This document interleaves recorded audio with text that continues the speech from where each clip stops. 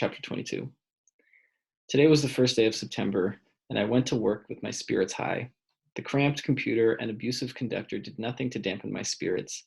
There was a light drizzle as if the rain was teasing the earth.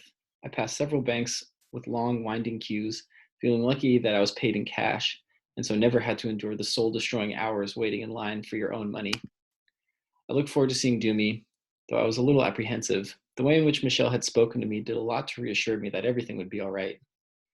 When I arrived, Doomy was opening up. He smiled and came over to hug me. I can't thank you enough for coming with me to the wedding. That's what friends are for, I said, testing him. Yeah, right. He struggled with a rusty, clanging lock.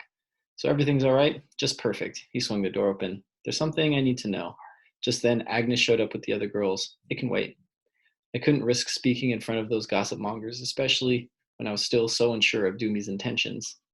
Well, there's something I need to tell you. He touched the tip of my nose with his index finger. My heart pounded. Was he going to say what I thought he was going to say? Trina's coming in at 2 o'clock today, and we're going to do her hair. You and me. It was some good news, but I was deflated. There's something else, something more urgent on my mind. The power went off just after 10. Zesa no longer bothered to warn anyone about their load shedding schedule if they had one. A noisy generator was switched on at the house next door. That always happened when the power went off, but you might have thought they would at least have waited until the evening. The man who lived there worked for Noxim, which explained why he had petrol to burn, but it didn't make it any less of a waste at 11 o'clock in the morning. I guess we'll just have to use the solar dryers, I said. Agnes laughed and took some chairs outside. When the power went off, we had the clients sit in the sun to dry their hair a little before we styled it. The familiar droning of Trina's diesel engine came up the driveway. She honked and stepped out wearing her trademark khakis. Even with a hairdressing appointment, she still had no sense of style. Doomy grinned and signaled for me to get ready. This would be the first time I'd ever done a white person's hair, so I was anxious. He winked at me and I smiled. Makadini Madzimai, she said as she offloaded a box from the back of the truck. She paused briefly to glance at the two clients sitting in the sun. What's going on here? There's no electricity. Tell Mrs. Kumalo to get a generator. Solar is more eco-friendly, Doomy said with a laugh. She came in and put the box down. Agnes began to check that the supplies were correct. As usual, they were, and she went to the main house and brought out 2 boxes of soap. Trina counted them and shook her head. 5 more bars. But Mum said, 5 more bars. Agnes returned and came back with 5 more bars. Doomy made a low bow and gestured for Trina to sit in his chair. She handed him a plastic bag full of products that I hadn't seen before. Doomy rubbed his hands together and blew on them. I'm not too sure about this. Trina seemed to be gritting her teeth. It's too late to turn back now, darling, Doomy replied. He asked me to pin most of her hair up, leaving a little layer at the back of the head. He then took a tail comb and wove it in and out of the strands and lifting a section. He placed a foil underneath it, painting the strand with a blonde highlighter. He told me to fold the foil over the strand to secure it. With quite an air, he asked me to repeat the process, occasionally making a little correction until her whole head was covered in foil. It was easier than I thought it would be, and I couldn't help standing arms akimbo as everyone in the salon looked at our foiled handiwork. When you're finished, I'll tell you which one is the hairdresser Ferrari, Trina smiled. I'm afraid you're going to have to go solar for a half hour before we do the styling, Doomy said, leading Trina to join the ladies in the sun. You can work on your tan while you're there. Look at these freckles. I'm browner than you are.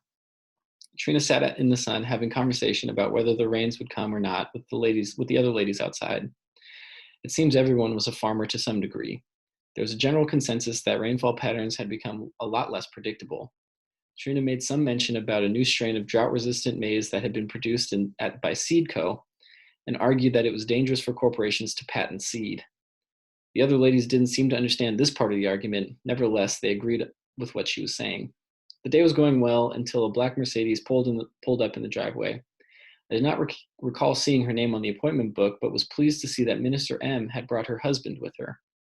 The chauffeur opened the door, and she stepped out wearing a black version of the Robert Mugabe dress she had worn previously.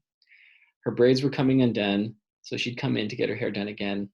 Pambere Nezanu, she waved a fist in the air. I was taken aback. She'd never chanted slogans before. When no one responded, she shouted, Ndati Pambere Nezanu PF. Pambere Nezanu, we replied with a limp fist in the air. That's much better now. If I'd known that this salon catered for Rhodesians, I would have closed it down a long time ago. Zimbabwe will never be a colony again. How are you, Mrs. Price? It's good to see you after such a long time. Trina clenched and unclenched her fists. Her face was a tight mask. She stood up.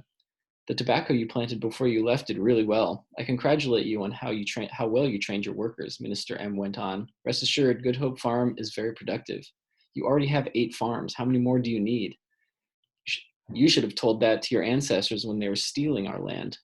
Tell all your friends we're going to take all the land back, and then we're coming for the houses you bought in the suburbs with your ill-gotten riches. Mabhunu Muchapera, you can't intimidate me.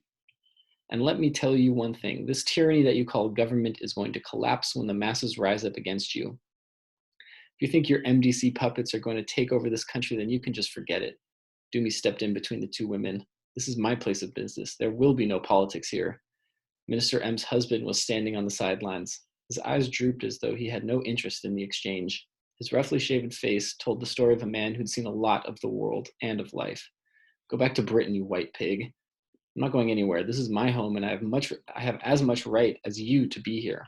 Minister M, if you persist in insulting other clients, I shall have to ask you to leave. Dumi spoke firmly, holding out his hand for Trina to stop talking. Mr. M raised his eyebrows and stroked his chin. The way in which Dumisani conducted himself took the minister aback. She blinked, unused to being spoken to in this way, then quickly regained her composure. Young man, if the MDC is teaching you to be a dog to white people, then I shall teach you a lesson you shall never forget. This is not about the MDC. It is not about black or white or any other kind of division. I'm telling you to respect our other clients who are here. Mrs. Kumalo will be firing you very soon. That's fine by me, madame, but as it stands, this is my salon. If you want your hair done, go inside. If not, goodbye and have a nice day. Minister M walked inside in a huff, and her husband followed her slowly with his hands in his pockets. Trina had turned red and was breathing heavily as if she was about to cry. The minister reached for her phone and made a call. I didn't catch all of it, but I heard her say, tell the war vets to come to Kumalo's salon in the avenues. It's no longer safe for you here. You must leave, Dumi said to Trina. I'm not going anywhere. I know my rights. I can do your hair at your place or anywhere else you choose, but not here. Trina stood her ground and insisted that she was not leaving until she was finished. The minister asked me to do her hair, saying how much she regretted having a sellout do it on the previous occasion. I started undoing the braids and prayed that Trina would see sense and leave for all our sakes. I'm not going anywhere. Then you leave me with no choice, but try to defend you as best I can. Dewey bowed his head and stayed beside her. He bounced up and down on the balls of his feet like a rugby player waiting for the whistle to blow. I wanted to tell him not to be stupid, but I dared not utter a word. After what seemed to be an eternity of waiting, Trina finally said, all right, I'll leave. There was a collective sigh of relief. My hands trembled as I undid the minister's hair. There was just one problem. The minister's Merc was blocking the driveway.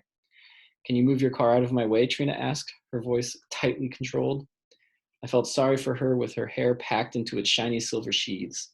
No matter who or when they were removed, the hair was bound to dry or burn, and the color would be something else. What was supposed to be a treat had turned into a nightmare. You're not going anywhere until the war vets get here, the minister shouted.